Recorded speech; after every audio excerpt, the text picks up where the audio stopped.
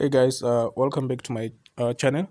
This is your boy Sniper Guru FX. So actually here we're looking at my Instagram page. We are on 7,940 followers, and as you can see, I post a lot of educational content because that's what I feel the need to supply to my followers so they can learn a thing or two.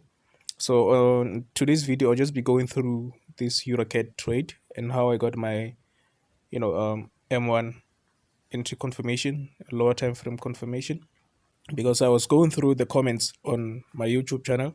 So I saw someone was requesting that I make a video on how I get my entries confirmed on a small time frame using a higher time frame point of interest mitigation. So that is what I'll be going through today.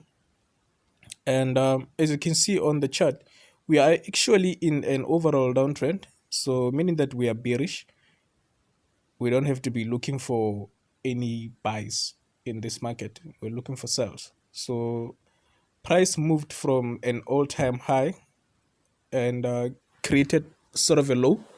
As soon as it created that low, started reversing to the upside.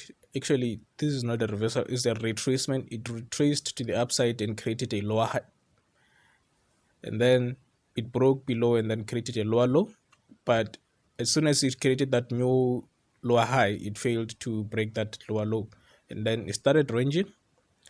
So when I saw this range, I actually was happy because I know that as soon as the market ranges, it is generating liquidity, meaning that it doesn't have enough liquidity to go to the downside.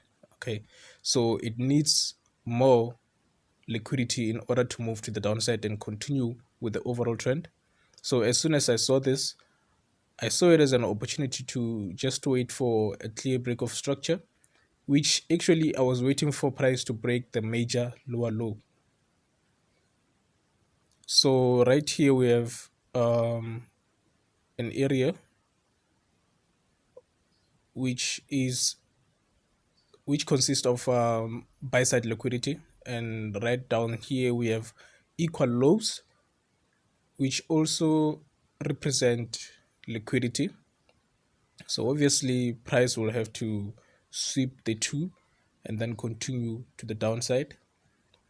And again, it moved to the upside, and this is the zone that swept the buy side liquidity. As soon as price swept that buy side liquidity, I then waited for the market to go to the downside. But as soon as it did go to the downside, it didn't break the the equal lows. It actually created a third touch on that equal lows, obviously. So meaning that there is more liquidity to the downside, more sell side liquidity. As you can see, we have three touches. So as soon as the third touch hit the equal lows, price moved to the downside. And as you can see on the shaded red color, we have an inner downtrend, you see. So what we should actually be looking for, we zoom in so that we can actually see what the inner downtrend is printing.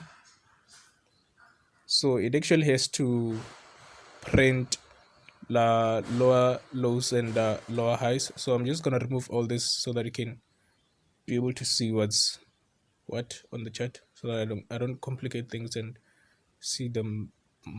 The chart will be a little bit messy. So as soon as price went up, it created a short-term low, actually a short-term high, and then it created a short-term low again. It created a lower high up there, went to the downside and then broke structure, created a lower low. It went back to the upside again to create a lower high. As soon as that lower high was created, price moved rapidly and with a strong momentum to the downside, which broke structure. And as soon as that structure was broken, the higher time frame structure was also broken at the same time. And so that's when I started looking for my higher time frame point of interest. So the higher time frame point of interest was mitigated, and as soon as it was mitigated, I had to drop to a smaller time frame. That is a break of structure for the inner downtrend, and the line below is the major break of structure for a higher time frame. So let's drop down to the M1 so that I can explain how I got my entry confirmed. Let me just remove this so that you can be able to see what's what. Yeah, so yeah, I do offer a lifetime course at $50. So if you're interested, just make sure that you DM me on Instagram. So as you can see, price moved from an all-time low, and it created a high right here and then a higher low, a higher low. Price broke above to create a new high. Just zoom out a bit so you can see the mitigation. Higher low. Then that, no, a higher low has to be down here. So and then price moved to the upside to sweep out any liquidity that is above that higher high. So now let's begin. As soon as price created a new higher high, down here we have equal lows, which means there is liquidity below, but that liquidity was not enough. And then we have buy side liquidity as well, which is from the equal highs right here. So price did create that higher high and took out the liquidity, and now we are left with the sell side liquidity, right? So if you check the low that created the sell side liquidity, it is equal to the low on the left, on the right actually. So it did go down to take out the liquidity, but it wasn't enough. So as soon as I saw a strong momentum to the downside, which took most of the liquidity that was resting below, I identified a change of character because it was a strong momentum and a breakout to the downside.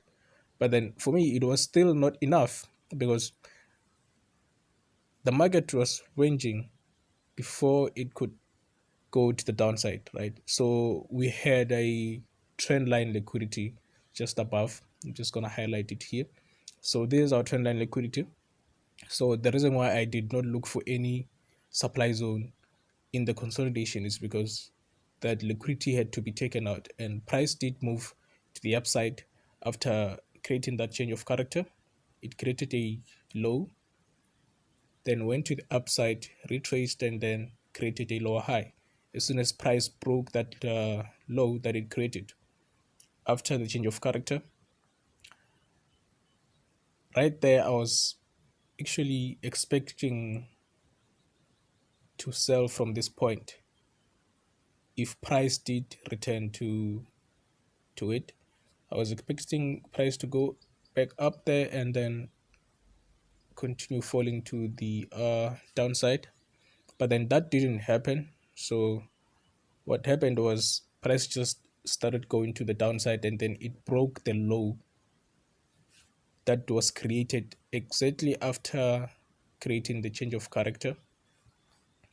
And so I identified this supply zone right there, and there was imbalance.